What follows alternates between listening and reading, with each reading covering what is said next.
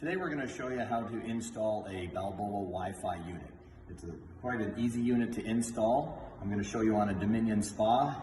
They actually have a nice little setup of where it can actually screw to.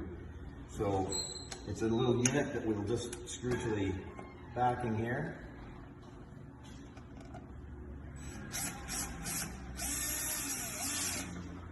So usually there's 4 screws. Today I'm just going to put it in with 2.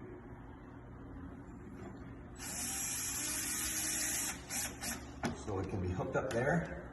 Now this is where it screws into, which is the spa pack. First thing about an installation, the power always has to be off, so we're shut off the GFCI. This is the spa pack. We've already opened it. For ease, I've already plugged it in, but it's an easy thing to do because it just simply plugs into this port. I'll just have you zoom up there so you see that.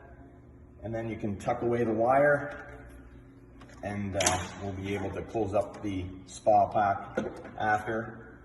And then the second part is the technical. What we need to do is have the Balboa system downloaded. So under your app store, you go to the Balboa water group. The icon is the one in the bottom corner there, BWE group. That's the Balboa water group.